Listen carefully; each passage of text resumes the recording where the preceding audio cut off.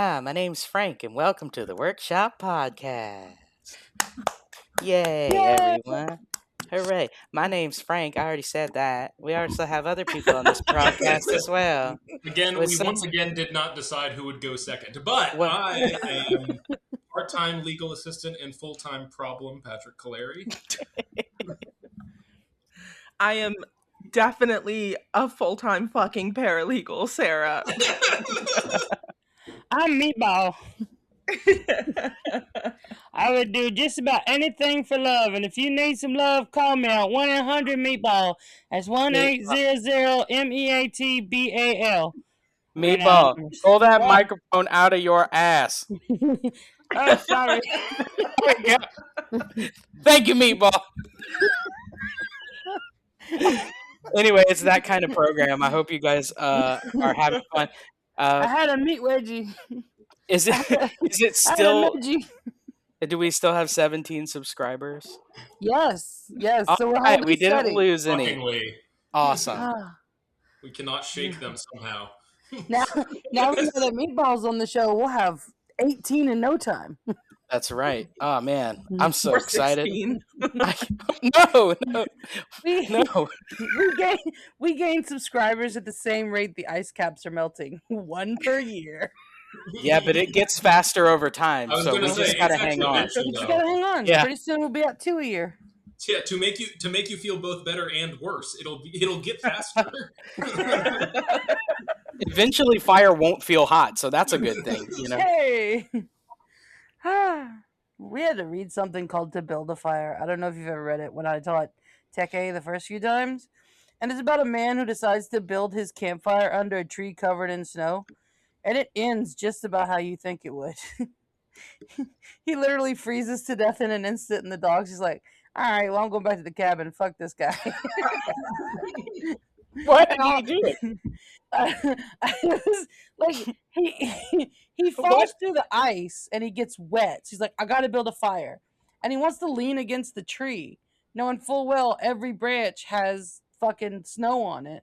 So he builds his fire under the tree and he's like, nice and toasty.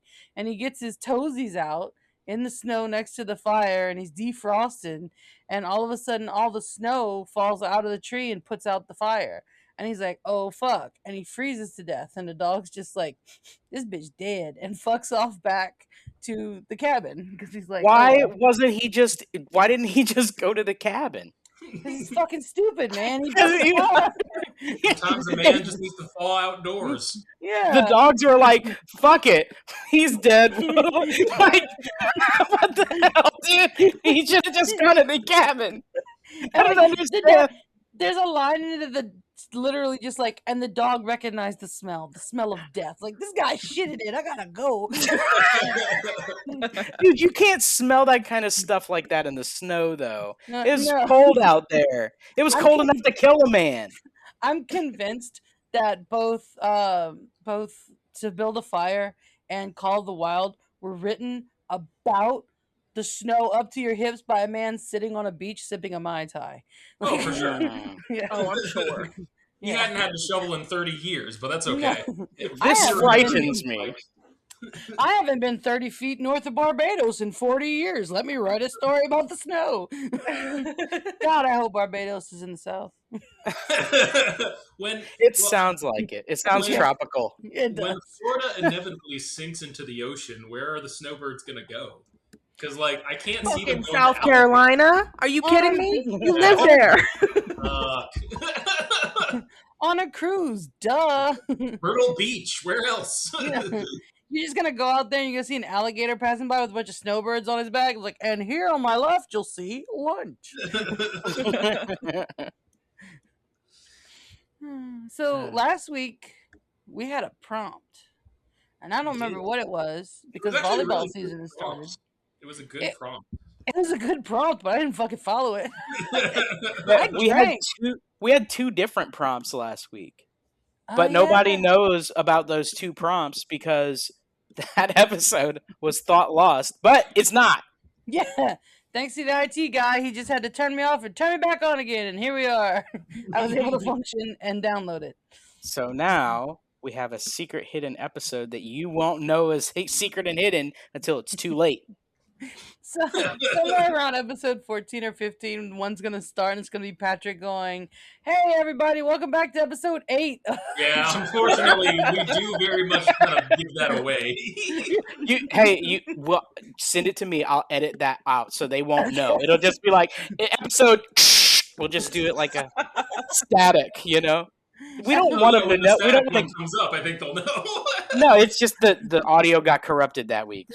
Well, wasn't last week also the week that Patrick didn't introduce himself?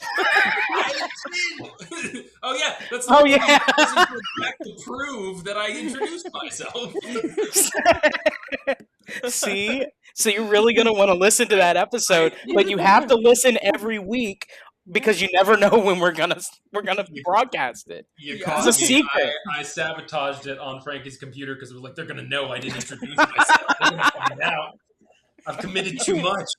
Like, we're not going to reveal that it's the hidden episode, but it'll be like, "Hey, I'm Patrick Caleri, and this is the episode of the week Workshop Podcast." Yay! The Workshop Podcast, yes.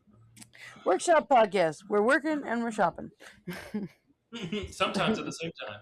Yeah. No, that's true, though. I've definitely bought some shit on Amazon while we've been recording.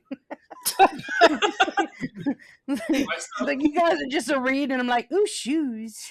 I was gonna say I've definitely bought some shit on Amazon while I was working. I haven't while we've been on the podcast, but that's not because I'm better than anyone. It's because I intentionally don't link my accounts to my credit card because otherwise I will use it. Yeah. That's true. That's the danger of Apple Pay. I can attest. It's pretty cool. I lost my wallet, so I've just been going and getting like cash, and now I have a box of cash in my house. And every time I want to do some stupid thing, I'm like, I have to take my cash out of this box and go spend it. And I'm like, I don't want to spend this cash. I want to keep this money. It's so cool to have it. So it gives me a lot of perspective. But like, I put all my ID and everything else is on my phone, so I can do stuff. Just not everywhere. When like, there's this big conspiracy theory on TikTok about how all the money is about to be useless and we're all gonna have to go to dinar. And we were in New Orleans in May for Teacher Leader Summit, and one of my coworkers, she's standing on the corner going back to the hotel, and I walk up on her hair and go, "Boy, bye," and she hangs up the phone. I'm like, "Hey, what's going on?" She goes, "That's my husband. He told me to go over there to the money exchange and get some damn dinar. I ain't get no damn dinar." He said, "He's so full of shit, him and his TikTok. I'm gonna delete that app. He don't know how to download it again." Okay.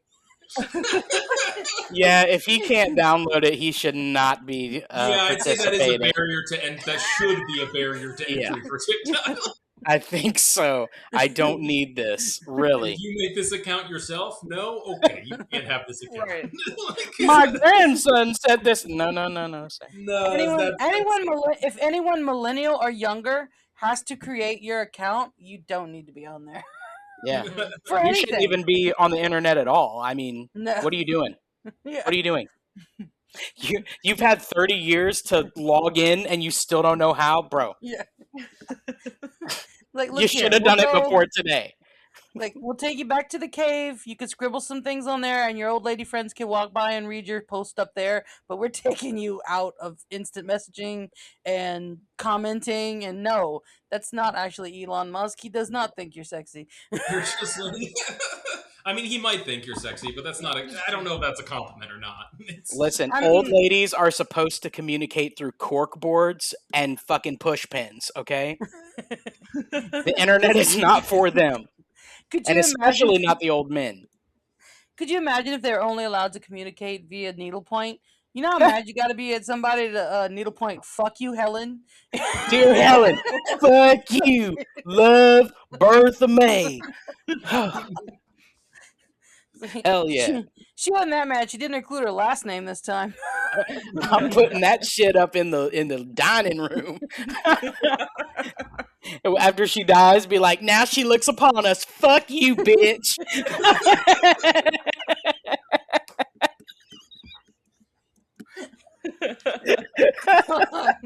God help us all. Oh my god. Sorry. I My got dearest into Bertha fuck you. it. Here's So here's my recipe for baked chicken and funeral potatoes. You cunt. Oh, that this would be a week, cute needlepoint. Just cunt. Not decorations, just the word. In Comic Sans. Okay, I'm sorry. I was trying to think of an acronym For Cunt? what? for old lady to do Oh. a CU and like I was why did like, she seriously, do you it? don't need one. It's Courage, uniqueness, nerve, and talent. wow, that's Tenacity. actually really great. That's from RuPaul's Drag Race. I used to have a cookbook called Any Bitch Can Party Cookbook, and bitch stood for babe in total control of herself. I'm like, yeah, cover that up.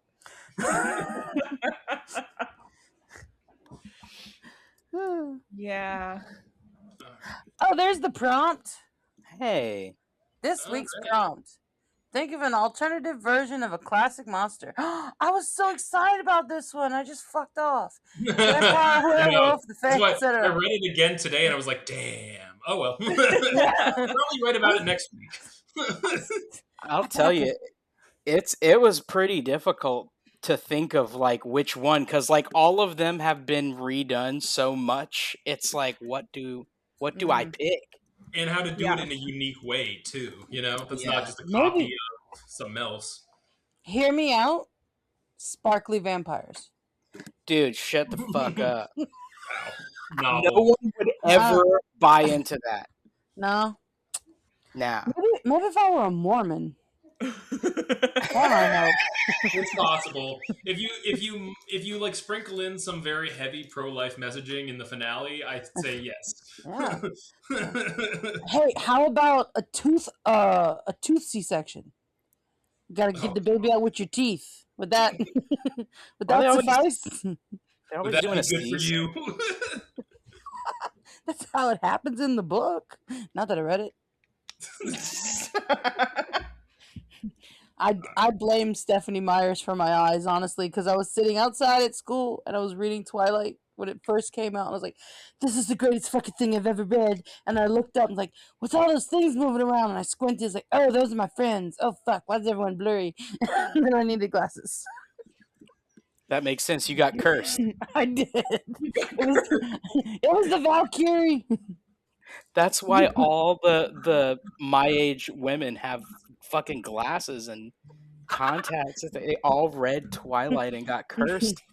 Hey, I have glasses because my younger sister stabbed me in the eye. Okay. All right. That's so fucking hardcore compared to Twilight. I did not read Twilight.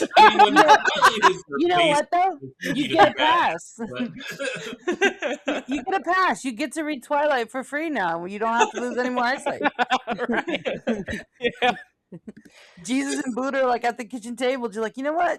Let her have some sparkly vampires. Let her read it. Let her read it. She'll hate it. Then Buddha's she'll just stab like- the other eye. Oh my god. We'll log in next week and Sarah will have a pencil sticking out of each eyeball and be like, oh, so you started, huh? Her sister came back. Emily, I need your favor. I need a favor from you. Bring a pencil. I'm gonna get the other one. No, not that little wimpy shit. Get that shit from Six Flags, the big one. Yeah. Matter of fact, just grab two. It's Yeah. fine. We'll get rid of all this glasses needing shit in one fell swoop. So I I am gonna read my little story first, I think, because I may have to run away to participate in my life. Oh, that's bullshit. I know, what the fuck? But we're gonna do our best. Like I was saying, I had a hard time coming up with something because it was like everything I would think of was like, I've seen it before. So what I ended up falling on is the Frankenstein monster. Ooh. Now, why a guy named Frank would choose Frankenstein, I don't know. But I don't know. Wolfman seems much more logical. Yeah, truly. I mean, I actually am the Wolfman, but then it like wouldn't be fiction. I'd just be writing about my actual self. An autobiography. I find this to be creative writing, not just like, yeah, autobiography. That's boring shit. Yeah. Nobody wants to hear about if a bear shits in the woods because you're not going to believe this. They do. Okay. No They shit. do. Oh no, plenty of shit. Okay, cool. Oh, yeah, a lot. Yeah. But anyway, this is called The Finest Door in Europe. The first thing was the smell, and the smell was me. Copper, scorched, hair, and under it, richer and worse, a chop left too long on the iron. The thought arrived fully dressed. It did not stagger in. It did not learn to walk. I knew the word sternum. I knew 6 declensions of Latin nouns, and I did not know how I knew them. Somewhere behind my eyes there was a man who had studied, and he was not here. Only his furniture, and I was sitting in it. I opened my eyes on a stone ceiling running with water, and a man at the foot of the table with both hands in his hair, making a sound I would have called joy, if joy did not so closely resemble grief. And I wanted to ask him something. That was my first want. Before hunger, before fear, before the pain, then walking down from the plates at my temples into my jaw, the question was not, what is happening, or make it stop. It was, who am I? A crowding in behind it, jostling, why am I here? Why are my hands bound? What is that burning smell? 4 questions and 1 mouth.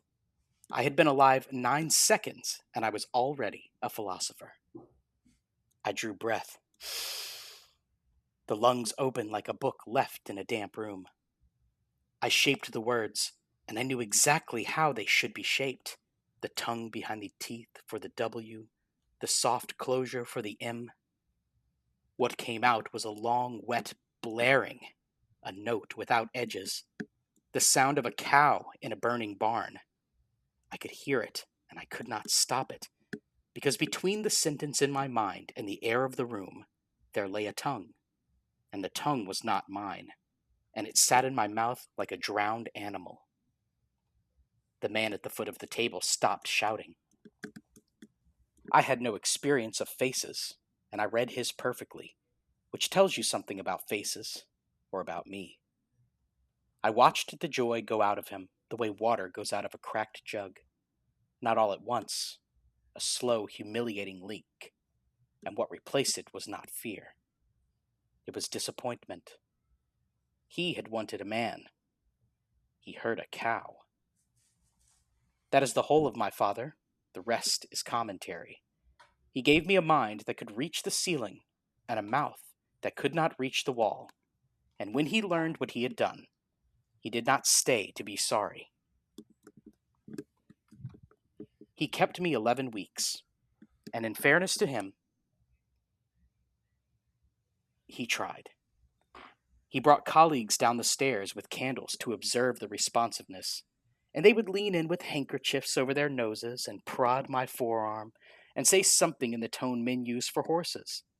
And I would rise up on my elbows with my whole soul in my throat and attempt, 4 times, with 4 separate learned gentlemen, to say, "Sir, in the matter of galvanic response, I believe you are conflating conduction with volition. Look at me. I am asking you a question about your own field." And the sound would come out, and the candle would jerk back, and the learned gentleman would say to my father, without dropping his voice, there being no one present he considered capable of overhearing, "Remarkable. And is there anything at all inside it?"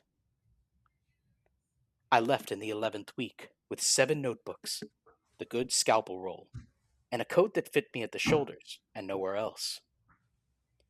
4 years in a wood above the Steiner Valley, and they were the best years of my life, and I did not know it. The hands were the first humiliation to be got over. 4 days dead when he sewed them on, sewn beautifully, The man could stitch. But dead flesh keeps its own appointments, and no amount of lightning undoes an appointment. They lived, they obeyed. They obeyed approximately. Ask them to close, and they closed like a gate in the wind, someplace near shut eventually. And I could see the suture. In my head, I could see how a stitch ought to lie. The bite, the spacing, the little lock at the end. The way a man with a good ear hears a chord. Then I would pick up the needle, and the hand would arrive at the work, like a drunk arriving at a wedding. The chord never stopped playing. That is the part I would ask you to sit with. Not the ugliness. Anyone can bear ugliness. The chord playing, and the hands unable to strike it. So, I stopped needing hands. I built a frame of 64 wooden slugs, each cut with a letter. And I did not carve the letters. I burned them in with a wire, because burning forgives a shaking hand, and carving does not. I would push the slugs with the heel of my palm, and a word would appear, and it would take a quarter of an hour, and it would be mine. Exact, unslurred, no cow in it anywhere. The first thing I ever wrote was one word, and I sat and looked at it until the fire went out. Ambrose. Off a margin in the third notebook, a chemist's joke about immortality. It seemed to me the correct joke. Something dead that has not the decency to stay dead. Nobody had named me. It does not occur to a man to name a fever. In the fourth winter, a farmer's boy came up through the snow after a lost goat and found a great scarred thing in a lean-to full of brass, writing. He ran, of course, but he had been close enough for one held second to see the page, and I watched him go down through the trees and thought, with a clarity I have never once argued myself out of since, he did not run because I am hideous. He ran because he could not read. Roger I found in a village square, with his shirt off, being charged a copper a look. He was small, not a child's smallness, a smallness that had been done to him, the spine gone off true in two directions, one shoulder riding up near his ear as though permanently bracing. His eyes were the kind of bad where a man tips his head like a bird and reads the world by shape and color and the sound your boots make. And the crowd was fond of him. That is the thing. They laughed at his jokes and knew his name and told him to give them the Frenchman, and he gave them the Frenchman, and they roared. And then they paid their copper to look at his back and went home to supper. Behind the tavern afterward, I set the frame on a barrel and pushed the slugs while he waited, tipping his head, patient as a horse. 11 minutes to write. I need a man with good legs and no curiosity. He put his nose almost on the frame and read it with his lips moving. Begging pardon, sir, he said, but I got nothing but curiosity. It's all I own. Will legs do on their own? And I laughed. I want that on the record. Before everything else, the mind laughed in an alley behind a tavern, and the man who caused it never once in 9 years looked at my face and flinched. He could not see it well enough to flinch. I am not sentimental about the mechanism, but he never asked to see it better either. On the third day, he sat down on my barrel and said the thing that made us each other's. Way I got it, nobody asked you. Nobody come round beforehand and said, here's your face you'll be wearing. Do you find that acceptable? They just done it. And now you got to go about paying the bill for a supper you never ordered. He spat. Well then, whatever you take back off 'em, far as I can see, that ain't stealing. That's charge. That's change. He was not a wicked man. His heart was real and strong, and it simply had one door, and the door only opened for the malformed. I began on the tongue in the spring of my 6th year, and it took me 9. You must understand what I did not, that a tongue is not a muscle. That is the error, and it is the error every anatomist in Europe was making, and it is the error I made with the Cooper. He was the first. A Cooper of 40, taken on the road below Judenburg in the second week of March, and I had him open inside the half hour and grafted before the light. I put the tongue in as one thing, as you would set a joint of meat, ran the charge through it off 2 jars, and it lived for 90 minutes. 90 minutes. It moved. I set a word into a tin cup to hear the shape of it, and the word was very nearly a word. Then the whole of it went slack from the root forward, and I sat in the wagon with a dead thing in my mouth, and had to take it out again myself by lamplight with my own bad hands. I wrote in the margin, not a single muscle, some number greater than 1, determine. The Mason was the second, in September. By then, I had it at 11 groups, separately anchored, and it lived 3 days. 3 days. And on the second, I was so far gone in confidence that I made Roger sit and listen while I attempted the alphabet, and he sat there with his hat in his hands and his head tipped and said, "That's a G, that is. I'd know a G." He was lying. It was not a G. But he sat and listened to a dead man's tongue attempt the alphabet for an hour because I asked him to. On the 4th morning, it had begun to smell, and I took it out. 11. Insufficient, I wrote. Anchoring is not the difficulty. The difficulty is at the nerve. Find the junctions. The 3rd was a soldier, and he was the worst. And he was the worst because of what I did not feel. I lost him on the table. Not the tongue, him. I had opened the floor of the mouth to trace the junctions in something still warm and still moving, because a dead nerve tells you nothing, and a living one tells you everything. And I had not fully worked out that a man cannot be kept still enough for that work and kept alive at the same time. He died in the 22nd minute. The tissue went with him, and I lost the whole day. And what I felt, sitting back on my heels with my sleeves to the elbow, was the annoyance of a craftsman. That is all. I want it written plainly, because I have never been able to write it any other way. I noted the failure in the margin in my neat, hard-won script, and got up in the morning, and I went to work. Junctions, 12. 5 of them are not where the books say. The books have never looked. The 4th was a glass-blower of 31 who drowned in the myrrh below the wire, and I found him already dead, which I did not think about then, and have thought about a great deal since. Out of the water, inside the hour, into my brine within 4, 240 pounds of ice bought in 3 villages under 3 names, and the front came in over the Koralpi on the 2nd night, exactly when I said it would, because I could read a front an hour before it showed, and that was the one thing I had that nobody could take. 11 hours, with Roger holding the lamp at the angle I trained him to hold it. And near the 7th hour, when the last of the 12 junctions took, and I felt the whole architecture come live in my mouth like a hand closed on a hand, I understood that I had passed my father. Not equaled. Passed. He had done a great thing once, by accident, in a fit of temper, and spent 30 years failing to do it again.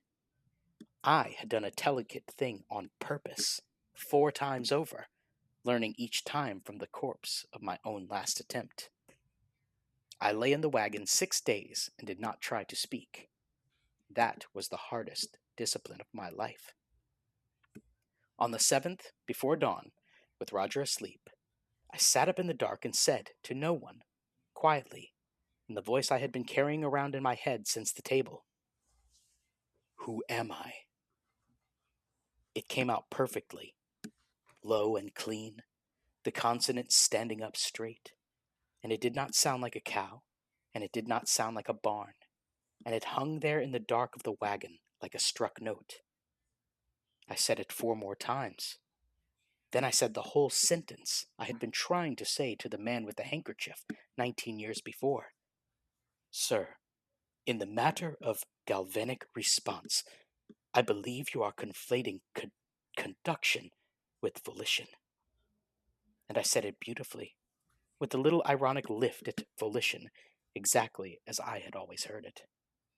Then I woke Roger and said his name.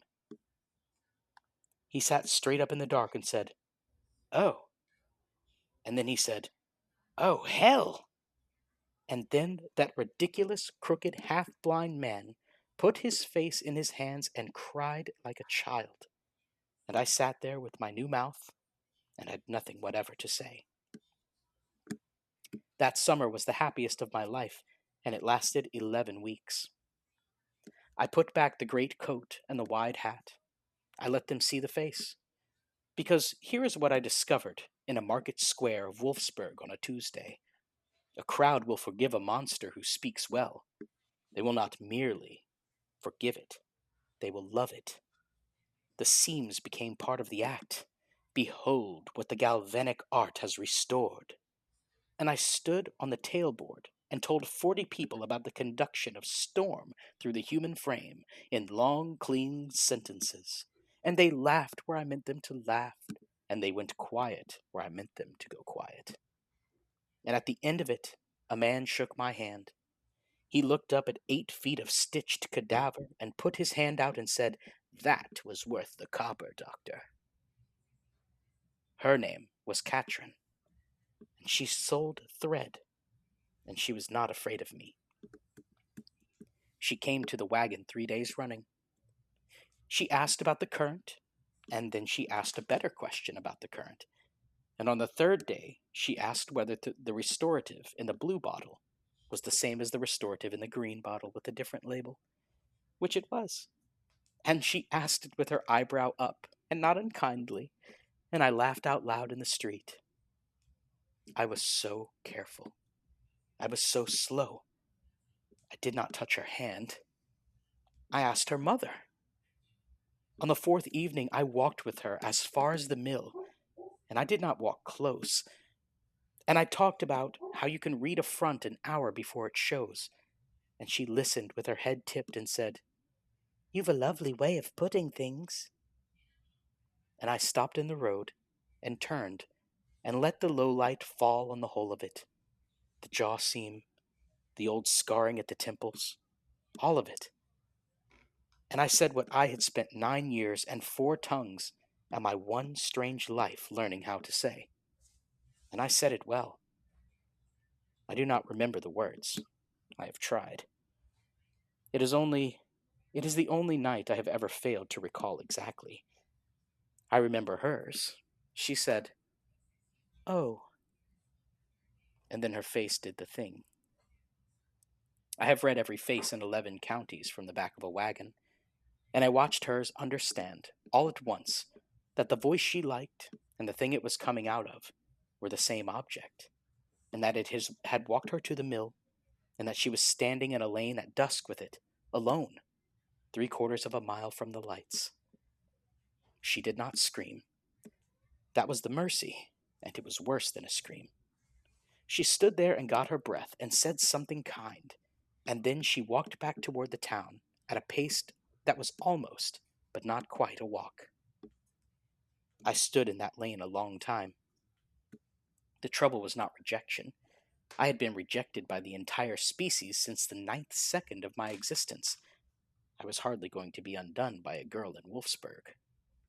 The trouble was that, for 11 weeks, I had let myself believe the barrier had been the mouth, that it had always and only been the mouth, that behind it there was a man, and if I could build a good enough door, the man could get out and be met. I had built that door. 9 years, 4 tongues, 3 men in the ground, and 1 out of the river.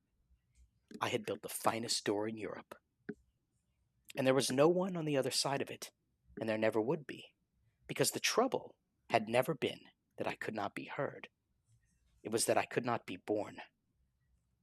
I walked back to the wagon. Roger was frying something, and he looked up and he said, "Well?" And I said, "We'll need more ice." Ooh, he's gonna do a kill again. He is. That was good. That was really good. I enjoyed that a lot. I did too. That was really good. Uh, I don't think there's ever been a Frankenstein story from the monster's point of view, has there? I don't know. I've I don't. never, I don't. to be completely honest, I have not. I feel terrible for saying this, but I've only read snippets of the actual Frankenstein, which I would like to read more of, but Yeah. I read so many when I was tutoring kids for the SAT. I was like, I feel like I've gotten most of it. It's not that long. And many people consider it the first piece of science fiction, but Yeah. I mean, I think it was pretty good. It was way better than Dracula. I don't like I've Dracula. heard that Dracula's quite boring. Dracula's boring and the ending sucks. Okay. The Well, ending is like the worst thing I've ever heard in my life. You start reading it and you're just like, I want to take a nap. Yeah, and then he does the whole book. Like, it's just, Yeah, it's but he's just Gary Oldman, so who cares? novelization of Hotel Transylvania. Um, no, I really liked. I mean, obviously you have a style that carries Yeah. over into a lot of your works. But what I really liked or appreciated about this one is that you showed where you can step back with the humor. Not that that's a bad thing. I love humor, and it elevates most of all of your pieces. But you can definitely tell this one is more weighty. He's it's more philosophical. It's more grappling with a lot of harsh realities, and so there is the humor in there. But I find it more like pithy observational humor as opposed to some of the more zany stuff that was in the Last Good Configuration. I think that one's called. But I mean, it's still there. It's still and lines like I can't find it exactly, but I think it was something like lightning never undid an appointment. That's another example of the humor coming through, but also being muted enough that you're not losing kind of the gravitas of the piece. And the I don't know. I really enjoyed Frankenstein's monster actually sort of becoming a monster, as opposed to what you would see in maybe where Mary Shelley's work. It's all about how he never was. It's not that he was inherently a monster, but it's this rejection, it's this isolation that at the end of the piece you see, he's going to keep going, and he's not learned that he hasn't really learned what he's inevitably going to learn, which is it will never be enough. right. So I have two things to say. The first is that I really, really need you to be an audiobook narrator. Selfishly, you don't have to do it for anyone else, just for me. I accept instantly. I'm not going to pay you, but That's fine. Wait a minute. Do it for the love of the game. the one thing that I kept like coming back to as you were reading is kind of like the questions that we all are surrounding ourselves with artificial consciousness and like AI, and what is AI going to do if it Take over the world? Exactly. But like at the very beginning, you said something about sternum. You said, let me see. I should have found this before I started talking. Sternum. Okay. I knew the word sternum. I knew 6, don't know what that word is, of Latin nouns, and I did not know how I knew them. Somewhere behind my eyes, there was a man who had studied, and he was not there, only his furniture, and I was sitting in it. And I was just like, that has got to be what it feels like to know literally everything, have everything at your fingertips, but not know who the fuck you are or why you're here. And once I like heard that, the rest of the story was like, this is like us creating a monster out of AI, the same way that his dad created a monster and then he started creating a monster out of him. And Right. it was really cool to see that connection being made. I don't know if you intended to do that, but I mean, as deep as it goes, and I don't think the writer ever knows what they're writing about until people tell them, which is the joy of like getting to share with others, is like you see those perspectives. But like for me, it was, what if, because in the original Frankenstein, the monster is like this idiot. He's like mindless and he's like a child basically. He's dumb. He doesn't know anything. In this one, the thought is like, he does have the mind. He's automatically there, and I can see the correlation between like an AI just comes online and it just has all the information. But I mean, I never really made like the connection between the two. It was more or less just like, what happens when a mind is inside of a husk that cannot express itself? What does it become? And it's like, it's tragic. I think it's tragic for him to have to experience the world separate from it. But then, I mean, so what are we supposed to do, right? Are we supposed to give the robots bodies and stuff and be like, come out here and like, what are we supposed to do to make them feel at home? That's where we're gonna be like, we consider ourselves so progressive and whatnot in our current era. We're gonna be the like 80-year-olds that are like, that robot is not a person. That's right. Your robot girlfriend is not real and she cannot come to Thanksgiving. Granddad, me and A4297 are in love, okay? That's right. I'm like, man, what is even love? I don't know. It's reminding me of a piece I read a long time ago. It also kind of lends to the AI thing where like, it can give you facts, it can do certain things, but you can't teach AI empathy. Mm-hmm. And like, he doesn't seem very empathetic for the guy who's just like, well, hold still, I'm trying to rip your tongue out your head. Hold on, wait. Hold on. Why are you screaming? Stop it. You're wasting all the muscles. Quit it, motherfucker. What are you doing? Stop. He's not a monster. He's just like, he doesn't get it. He's like, I think it's a sociopath. Well, like, they don't really have. He wasn't born. He didn't have to be like made, in like a normal way or be a child. He just opened his eyes as this thing, and then he's rejected and thrown to the side. So like, but he's smart as fuck. So he's got to go get a tongue. I really enjoy. I like that you kept in that. Like, I that was a really good part of the piece, and I don't think it's the same without that, because you have to grapple with that question now as the reader. It's very easy to castigate him and say, oh, I would never do that. That's awful. He's evil. He's terrible. He clearly doesn't understand human society. And while that may be true, I mean, I think the first two pages of it really hammer home how terrifying it would be. It's just locked in syndrome, essentially. Mm-hmm. You have everything. You have the knowledge, but you cannot make yourself understood. And I really don't think that, I mean, yes, you can condemn murder, yes, but just a little. I don't think that we can underestimate what each of us would be willing to do to escape that. And how much it would warp your view morally of everything around you. I mean, it's wrong what he did, but at the same time, I understand it. Recourse?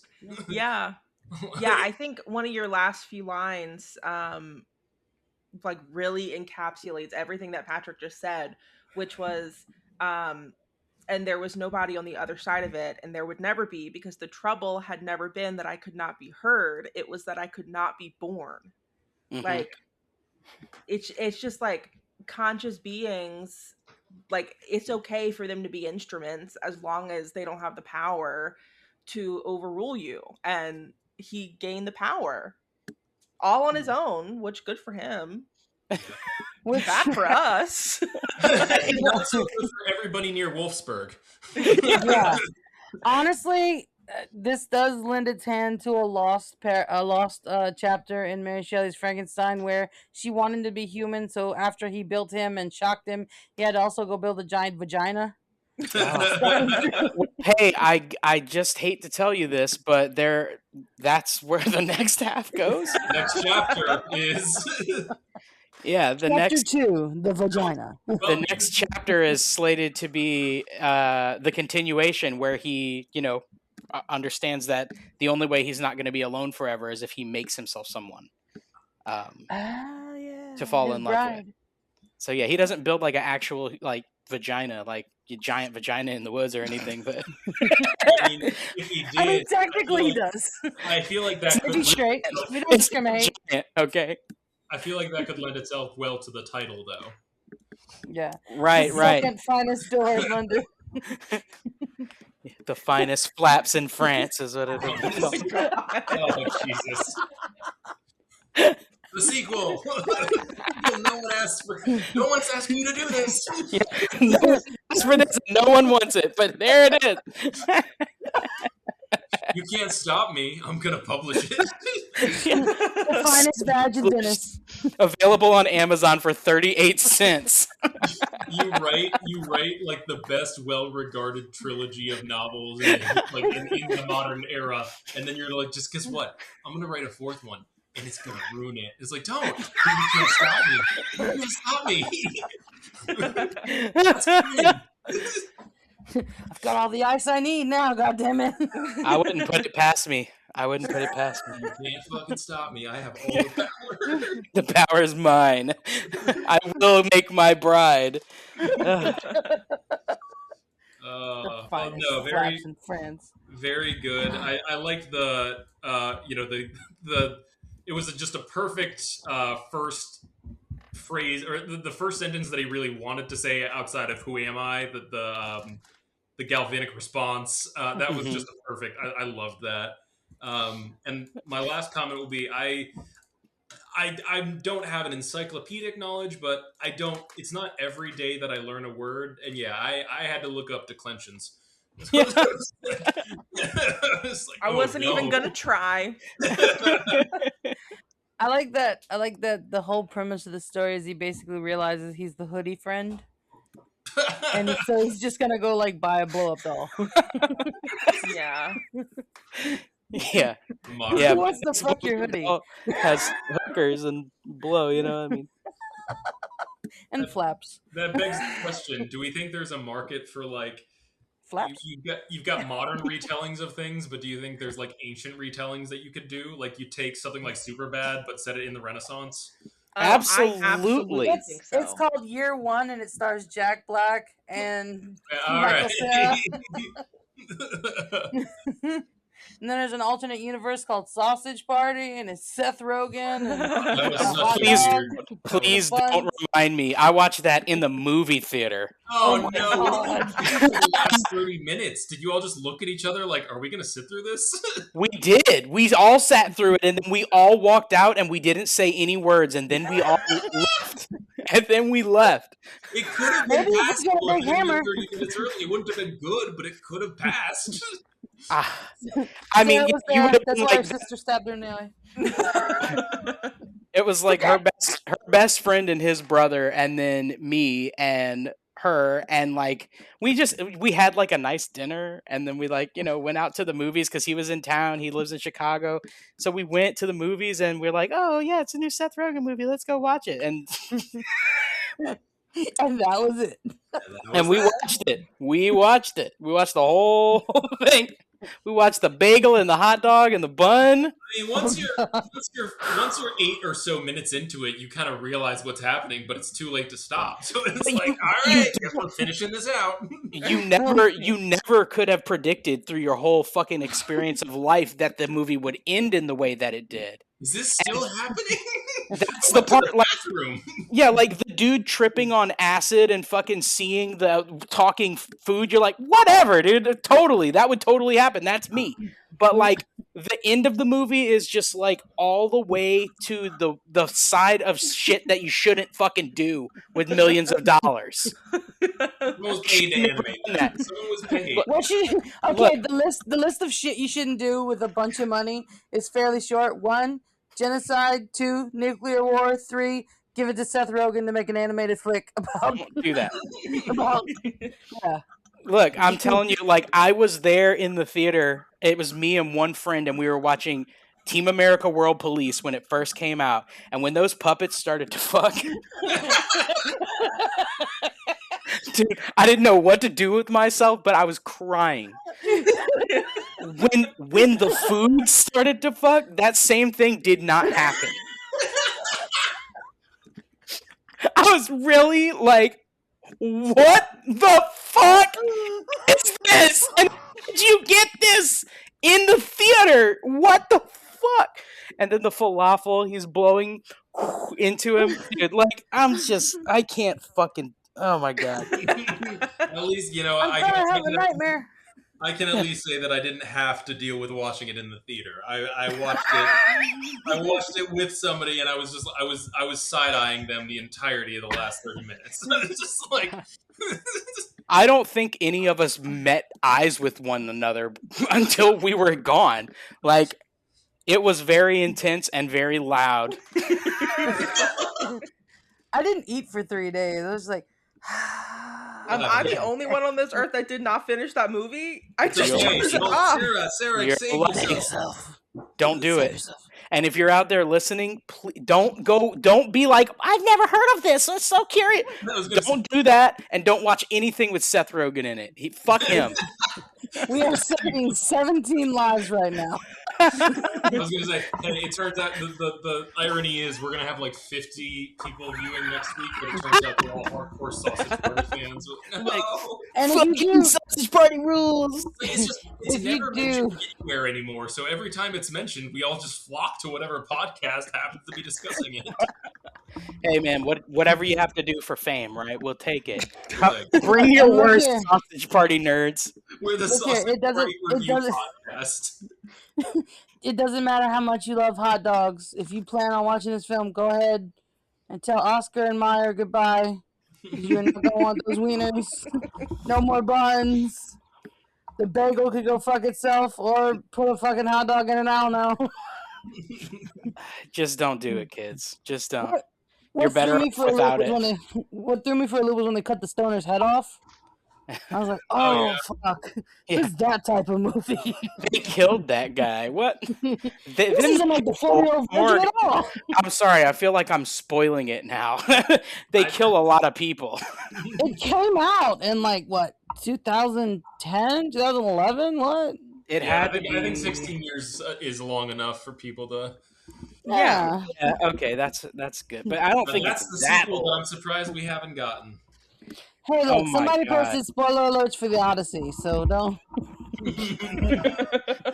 It's been around. What do you mean? What do you mean spoilers for the Odyssey? Someone literally was making a post about the Odyssey and it started with spoiler alerts. It's like literally the in the top 5 first stories ever recorded. Literally, he makes it Fucking Wishbone ruined the Odyssey. Okay, it's fine. A fucking Jack Russell Terrier going, thong. We get it. He shoots the arrow and kills the suitors. We got it. Spoiler alert, guys. You just fucking ruined that movie. Oh, man. Now people are gonna go watch Sausage Party instead of the Odyssey. No, we're getting dumber. No. I Well, want the to see one the thing Odyssey. I will say And- before I interrupt Sarah's reading, I don't understand. Like, everyone told me when the Odyssey was coming out, they were very excited about. There was a lot of discussion about what translation it was based on, and everyone. The Nolan translation. It's this new version. And I'm like, okay, that's fine. I'm like, every time someone talked to me about it, I was like, I mean, how much do you think Christopher Nolan is pulling dialogue from that translation? Like, why do you think it's that significant? It's not like he's taking it verbatim. He's writing Matt Damon saying, "Let's go." Hey, that was not my Odyssey. My Odyssey involves banjos and Big Dantigue. All And right. Oh, brother, where art thou? when I taught it last year, I put up a picture of John Goodman as Big Dantigue. You know, he's got the white suit and the white eye patch, and he's a fairly pale guy. And one of the girls at the back goes, "Miss Franks, why that man look like a butterbean?" I was like, I don't know, baby. Let's move That's on. just who he is. Jesus help us. Buddha too. Come on, we'll take the whole house. That's right. Everyone in that apartment. Okay. All right, Sarah. It's what you got? time. We have another story. Yay. Yeah, I have to follow Frank's magnificent piece. It's okay. We forgot all about that. What was it about again? It's fine. Sausage party? I don't know. That shit Yeah. sucks. All I can think is the last 30 minutes of Sausage Party. So you're honestly. Okay. I also struggled with this a lot. I feel like it's not done, and y'all are probably going to say the same thing, so I don't want to hear it. All right. But I wanted to also like give a struggle that I don't know, wasn't typical for monsters. And so I went with a vampire. His tampon Because stuff. Twilight- Okay, I'm out. That's What? your story you were supposed to write, Frankie. It is. You said a struggle that a vampire wouldn't really have to go through. I was like, oh, his tampon stuck. His tampon. Yeah, why- Hey, That's why you need to be friends with Odysseus. it's Stuck a in his very throat. Situation. Stuck in his throat because he accidentally. Oh, Excuse me. I'm so sorry. I didn't mean to say that out loud. Deleted scene. I'm sorry, this one got Deleted corrupted too. Deleted scene from the Keanu Reeves Dracula. Just Gary Oldman in the corner. All right, I'm gonna turn my mic off now. Thank you so much. Hold on. Me too. okay. Mine is titled Rest in Peace. This has been the longest 42 hours of Vincent's fucking life. Benji learned to climb the curtains before he learned to walk. Moira would be displeased by that, but Vincent was going to plead the fifth if she learned about it upon her return. He had found the little bastard hanging upside down from the showing room's curtain rod after the grating sound of metal caught his attention. Blood soaked Benji's pajama top and dribbled across his face and from his hair, spattering drops of O-negative blood onto the floor beneath him. Lucy's O-negative blood. The same blood she once threw across the kitchen in a rage because she now preferred the taste of positive blood types. Lucy's blood smelled particularly rancid the 5th through the 9th of every month. She was a bitch on those days too, but Vincent wasn't sure if it was because of the blood loss or her personality, and he wasn't particularly keen on asking questions. Hold up. I was fucking right. Shut up! Your mic's supposed to be muted. What is this? It's mutiny. Okay, I'm out. Hold on, I need to put this on top of Frankie's face. It's all right, cowboy. We got this. She's gonna make me laugh. Okay.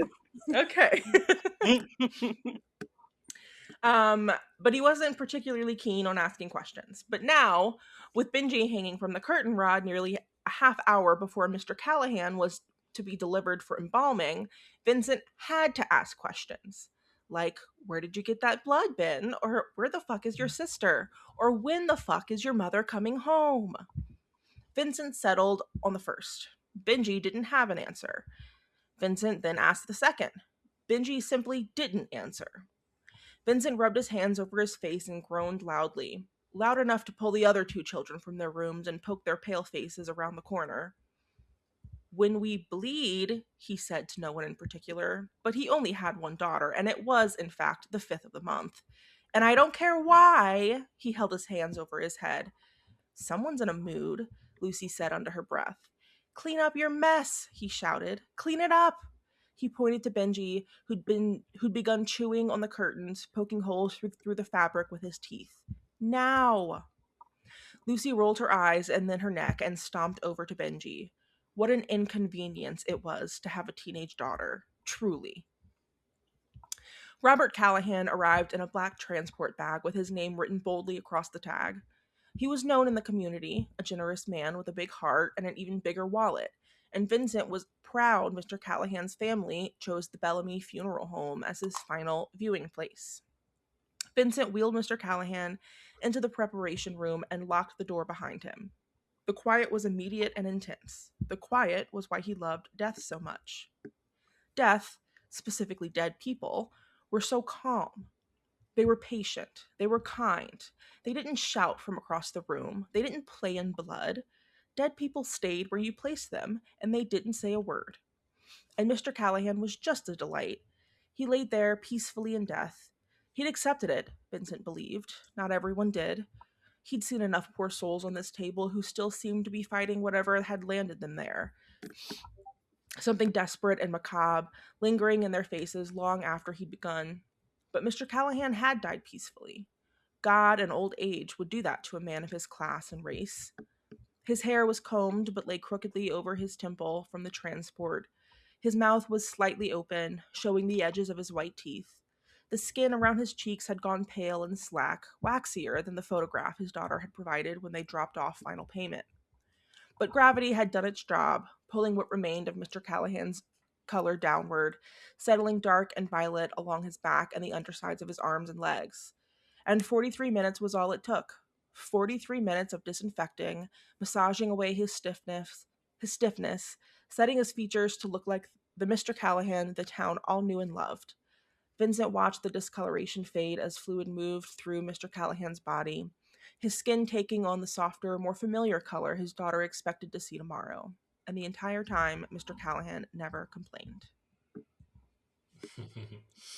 So I definitely feel like it's not done, but I mean, it's I liked it. no, yeah, it's. I enjoy it for what it is so far. I mean, obviously you can add more to it as you want, but I like the juxtaposition of the family life and then the calm of the work. The vampire aspect is obviously a fun bit to it. It does make it interesting to consider like why. I mean, yeah, vampires death, you can see why, but it is interesting to see them as caretakers of the dead as opposed to feeding. um and I really liked the Callahan, the bit about, I don't know, when you're first describing him being wheeled in, it's almost like he is still alive, like, he's dead, his appointment, he's coming, you get the um, you have enough inferences to know that this is a funeral home. Anyone with an appointment there is going to be dead. But I liked how he's a larger than life character in the town, and so it's almost like even past his death, in that first paragraph when he's arriving, when he's wheeling him in, it's almost like you can imagine his presence still alive despite his actual death. Yeah, I think this is like the funniest piece that I've heard from you, and I really love the comedy of it. Like, just the comedy of the relationship. Like thinking about a vampire having to deal with his teenage daughter, like while she's like going nuts. It's just really fucking funny, and I don't know how to like explain what makes it so comical to me, but it's just like vampires are always like so self-indulgent, and like it's always about what they have to do. Like in a real situation like that, they would have like, hissed at each other and gotten in a fight, it feels like. But instead it was just like, oh my god, clean this up, every month you do this shit. And she's just like, fuck you, dad. Like that's the energy that I got off of them, and I love that because I have never seen vampires act like that before. So I think you like nailed the prompt really super hard. And I also love, the difference. He seems like he's calm. He's extremely professional. He has a lot of pride in bringing these bodies back to some form of life, and it's a macabre profession. But for a vampire, it's almost like he sees these corpses and they're like his canvas. Like it's a beautiful thing for him to dress it and watch everyone come. And I don't know if he eats any people that like straggle behind or whatever, but They I'd be make them interested to find out. We haven't seen Aunt Clara since Uncle Phil's funeral. What happened? Well, you know she was always a big drinker. It feels She like went his on a bender again. it feels like his job is very much like his perception of like, damn it, this is what vampires should be. We are classy, we are sophisticated, we are quiet, we do our work, and then that's what he wants to pretend his family is, and then he goes home and it's like, oh, god damn it. Yeah, it's chaos. One of them's climbing up the curtain, biting holes in it. The other one's just like left this disgusting mess. He's like, oh god, this is fucked up. But I love it. I love his personality, and I think he is a rare vampire for sure. I like to imagine this is a crossover between Shrek the Fourth, Hotel Transylvania, and what was that? Oh, The Incredibles. I feel like the two older children are just like, "Oh, yeah, we drank blood, but only on the weekends." Yeah. And then, what's the baby's name? Benjamin? Benji, yeah. Benji. He's just like, give me the fucking dog, bitch, and no one gets hurt in the matter. I love the name Benji because it's so satisfying to say, like, Benji! Dude, I gotta say, when you said that, and I imagined this in Pixar characters, it's perfect. You could sell this to Pixar. You'd be the heart tugger of the year. A fucking teenage girl who had her period, vampire girl who had her period and didn't clean it up, so her little brother played in the toilet. The real We'll call it turning blood red. She's like, I'm free bleeding. I don't care. The really scary question that you could delve into is how long has she been a teenager? Right. Right, because you can imagine with vampires, it's like, this is your 30th year as a 16-year-old. Yeah, you're not really 16, and she's like, tell it to my fucking body. Yeah. Why'd you fucking kill me? And then there's like a really sad story of how he like had to turn her because otherwise something bad. So he's like, but he can't ever tell her, right? Because he's like, oh, but I don't want to make it like a thing, you know. I just feel like every once in a while he's like, this is why the Wolfman fucking eats his young. I'm not gonna do it. I understand now. I mean, honestly, as a human mom, I also understand. Yeah, it would be a lot easier. That's for would sure. Just eat them and try again. Yeah. Like, what's No for problem. dinner? Well, honey, how do you You feel wanna about open baby this back ribs? fucking oven door so often? Get in. How do you feel climbing in there?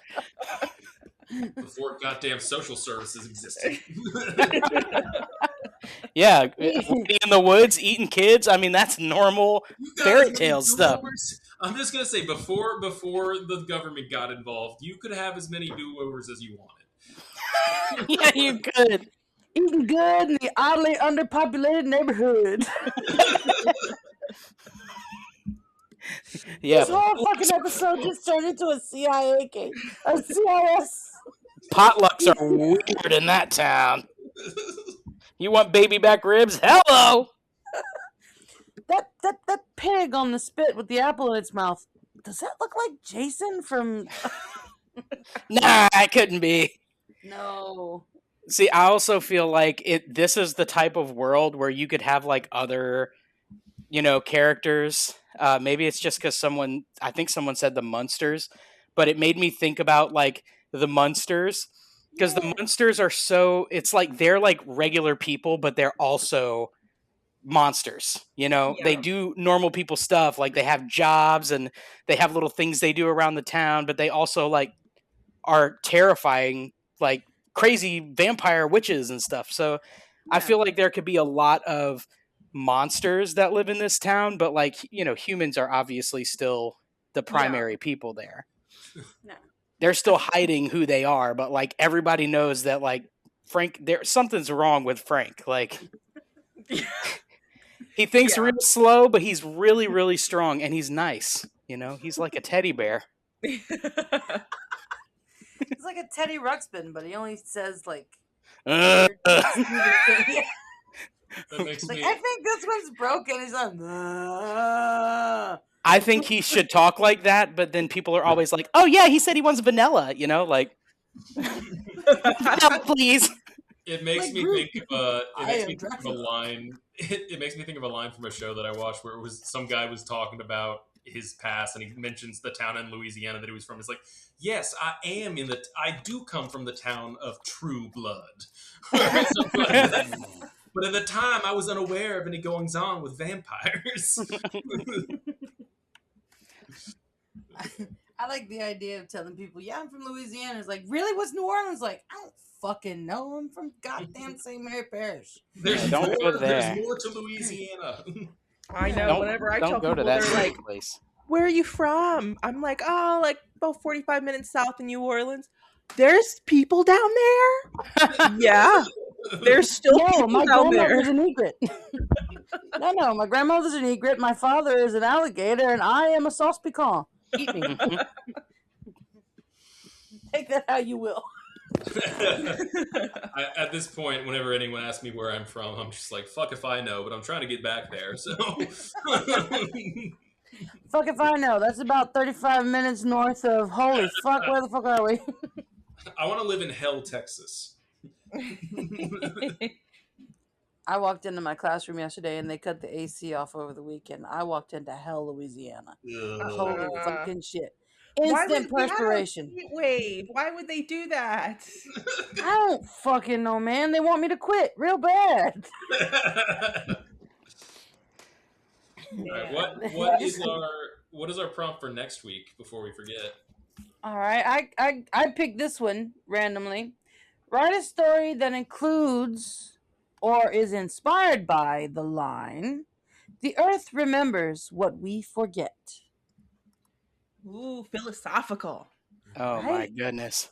I I already have an philosophical. idea. Frank's gonna come here with a freaking novel next week. I gotta watch myself, seriously.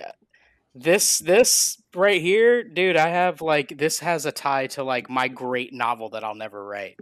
The one that lives in my brain, and I'm like, it's so good, but I just can't ever get it out there. Every time I write it, I'm like, this isn't it. Well, Turn this off.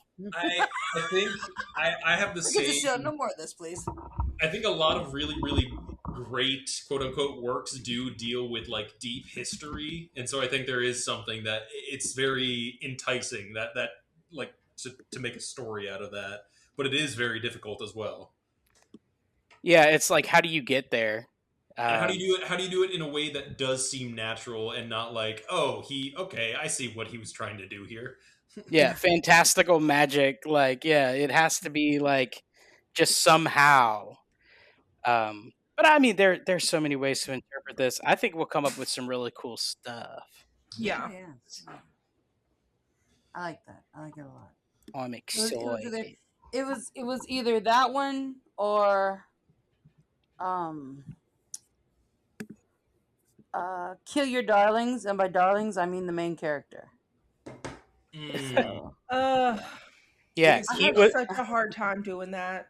Bob died, and then the rest of the story just happens after that.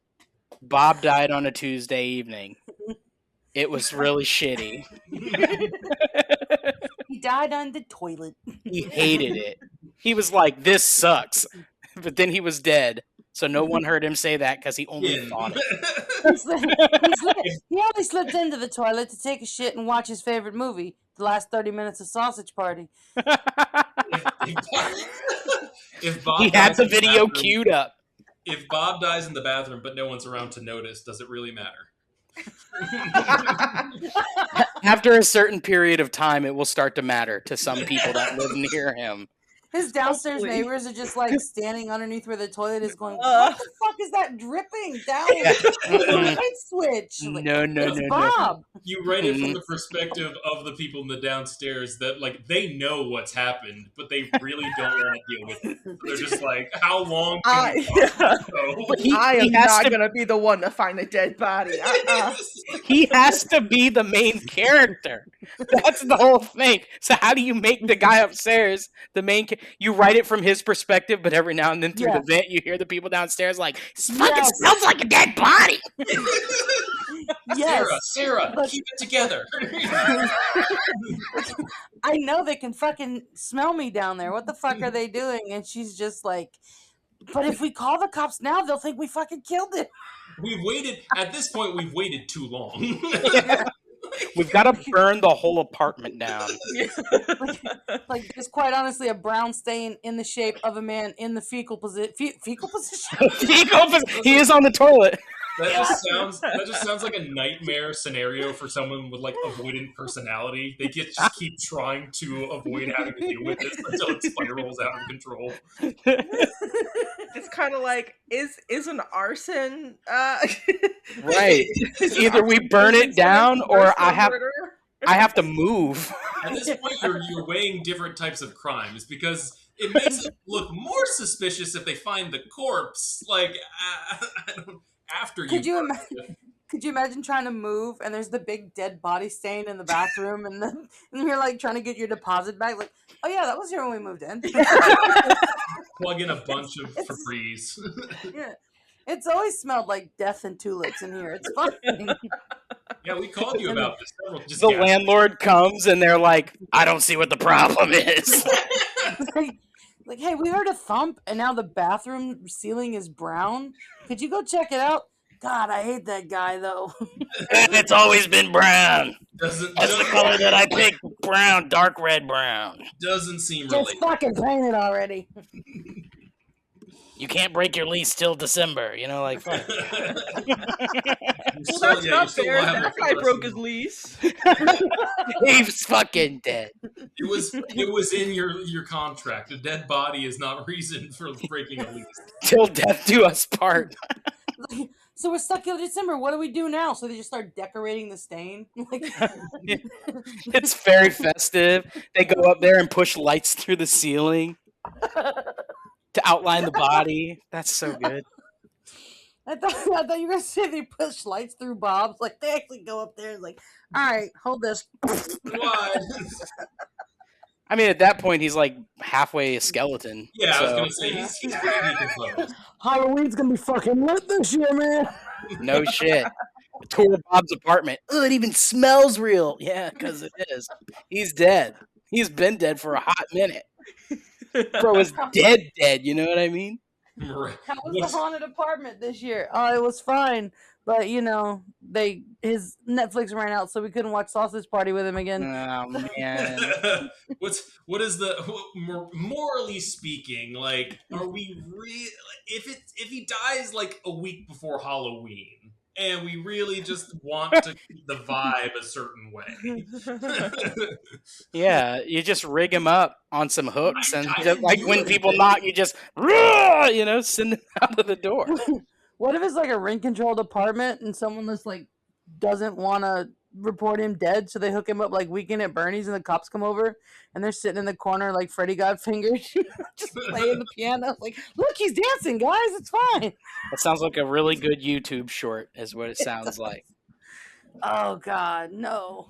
I'm sorry, guys. I gotta go, but I had a really fun time tonight. So, yeah, thank you for sharing your story, Sarah, and I'll talk to y'all next week, probably. Right.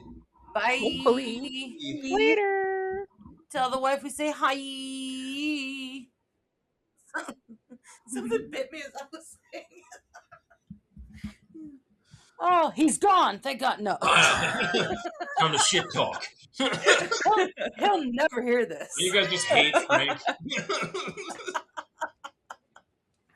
Welcome back to fucking shit, man. The OG crew. So, Sarah, how have you been? That's a loaded fucking question. You want to know how I've been? I just had to spend fucking $1,000 on a goddamn AC, but I got like 55 hours of work done last week, Oh, yeah. so I'm gonna have hella overtime. I was gonna say, yeah, get that You page. paid for it. So it's paid for now. Oh yeah, my HR manager called me yesterday morning at like 9:45, and I was like, I know exactly why you're calling me. because we're not supposed to get overtime. But whatever, I did. And so she called me and she said, "You worked every single day last week." And I said, "I did. Yes. Is that going to be a problem?" And she was like, "No, no, I understand you're, understaffed right now. It's fine. I just want to make sure that you're okay." And I'm like, "Does it sound like I'm okay?" Again, lady, I worked every single fucking day last week. I am not okay. I But just have to keep reminding myself, I love my job. I love my job. I love my job. I love my job. it is. I mean, it's weird that there are. I mean, even in mine, I can't say I love every aspect to it, but there are. When you get in a flow and you do. I don't know. There are days here and there where it's like, oh, it's really cool to do this stuff. It is fun to do it well. It's just when you get the work of 5 people and you can't feel like you're doing it well. I mean, that's just the frustrating aspect. It's you take pride in your work, and so it's when you're and that's what sucks, because it's like I really enjoy, especially like the writing aspect. I was texting Patrick, I think late last week, or maybe it was yesterday. I don't remember. And I was just telling him like the amount of writing that I have to do for this job for it to be like done well is astronomical, first of all. So fuck everyone that's like, "You're never gonna use your degree," because like I use it every single freaking day. I just wrote a 22-page brief about someone who is a world renowned fencer. You know how much awesome. fucking shit I learned about fencing? I was gonna say that's really exciting for what you. I know there are bad aspects. Don't get me wrong, I get it, but like that is the part that if I was going to remain in the field, that would have been the most exciting to me. I'm like, because you are just synthesizing information and you're learning a shit ton at the same time. You become a subject matter expert. You explain it, and then it's a cool little. Of course, if it was more manageable with its scope, and you had your support. If we don't get a fucking 25-page story about a fencer next week, inspired by the phrase "the earth remembers what we forgot," I'm just so disappointed in you. So disappointed. A fencer that's really in tune with nature. I think I'm fenced out, honestly. I'm like, understandable. Hey, I didn't even have to synthesize too much of the tennis one that I did, but I still learned a lot about tennis. Yeah. I just need everyone to know, because this is amazing that Patrick was able to do this. I think you were probably at the job for not even 2 months whenever you did that O petition. Yep. And an O petition for immigration purposes is for someone that has extraordinary ability in either the arts or like science, just to put it plainly. And I've done I've done 4 or 5 O petitions now. Patrick's done 1 and he got his approved like so quickly. He like figured the shit out. He wrote whatever he needed to write. He prepared it with no guidance at all because our boss sucked.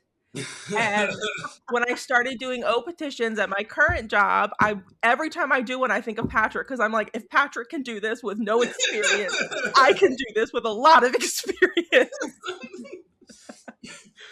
Honestly, with that thing, for what I was doing, at least, I mean, a lot of the work was prepared beforehand, but the hardest thing for me was just like, I was like, I mean, I think this is all in order, but I have never seen this before. So, like, this is a Hail Mary. They could have sent me back something that just said, "What the fuck?"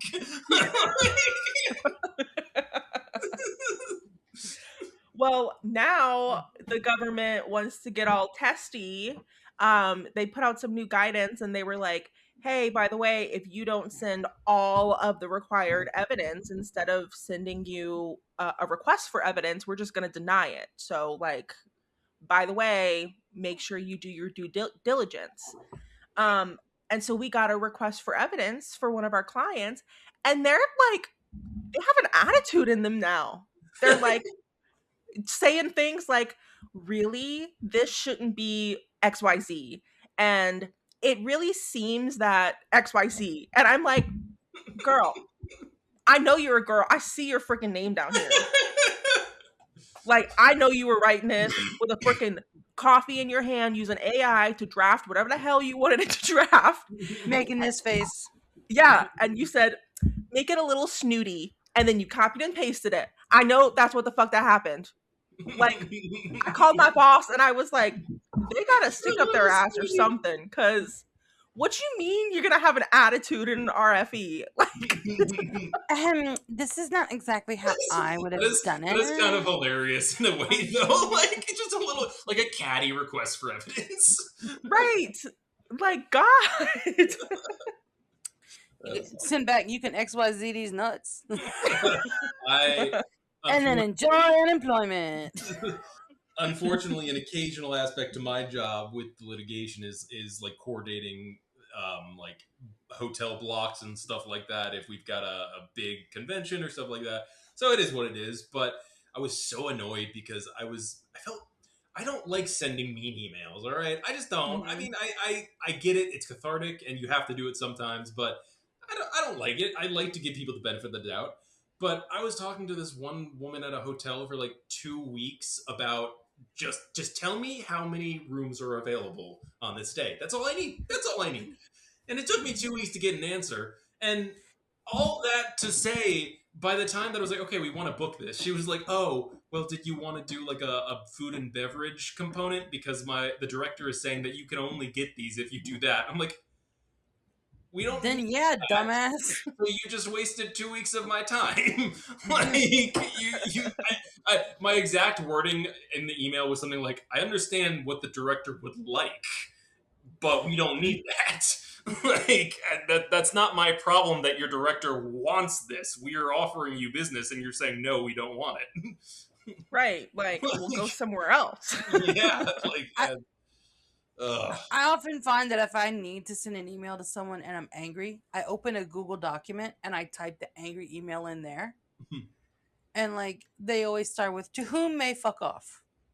And just put all your grievances in there and then say, okay, I can't use this, I can't use that, I can't use that. And by the time you're down to just all the best, Frankie, you take that and start from there. Yeah, because it takes one time for you to accidentally send an email that you did not mean to send for you to never draft a mean email in Outlook again. You always draft that shit in Word or somewhere that no one can see it. It only takes one HR ass chewing to remind you, hey, I have bills. We got our asses chewed out a few years ago in a meeting. I'm not gonna say any names, but I made a joke in a group chat that I thought was just a few people who were my teacher friends. Did not realize it was the main group chat. Oh no. And like it was in response to something someone had said that was just off the wall. Okay? And like it was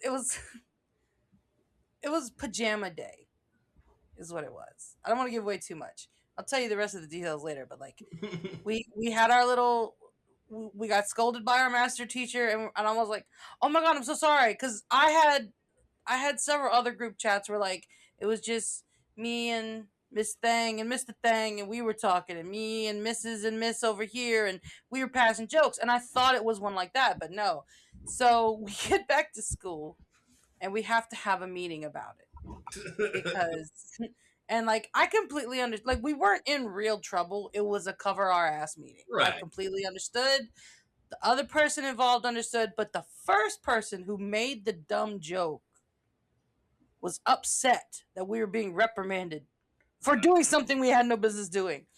So when our boss said, "Are we understood? Are we clear?" I said yes. The other girl said yes. That first motherfucker looks our boss in the eye and goes, "It was clear yesterday." Now I'm in a rolly chair. I start slowly but surely rolling to the other side of the room, getting out of the line of fire. And if you knew my boss at the time, you knew that she had a no-nonsense attitude. Okay? And she could tell you to go to hell in several different ways, and you wouldn't even know you were in hell until you got there. Okay? And all she said was, "Let's talk outside." And I looked around the room, and like just mentally we all went, "Oh, she did." It was horrendous, and I'm like, you don't pop off at the woman that signs the paychecks. That's rule number 1 of adult life. Yeah. Like, Yeah. I know it might be tempting. Well, I learned that from my grandpa. They used to say, "Jimmy, you a kiss ass. That's why you got these good jobs." And he goes, "And I got the softest lips. And I, too, have his soft lips. Give me that booty, girl. I'm going to make you happy." Oh, boy, I don't discriminate. I'll kiss all the asses.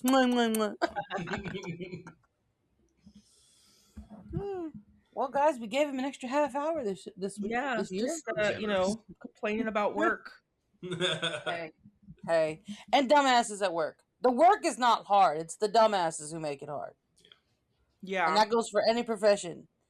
that's Hope true. not doctors. I hope not doctors, because there's a motherfucker walking around going, "Which end of the stethoscope goes in my ears again?" Just fucking bury me alive. I don't care. I ain't going through that shit. Yeah, I will say, I've worked with some dumbass freaking people, and I would rather be understaffed with competent people than be overstaffed with shitty people. Well, because if you're overstaffed with shitty people, then you're just doing more work fixing. Exactly. It's as if I did it myself, but incorrectly. Huzzah!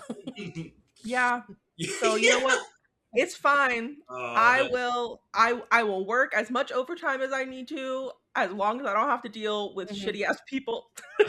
No, Sarah, that reminds me. I do need to tell you something after we get off this. So, Oh, ooh, secrets. It's particularly juicy, but it's related to work. So, Stay tuned for the after hours edition of Man.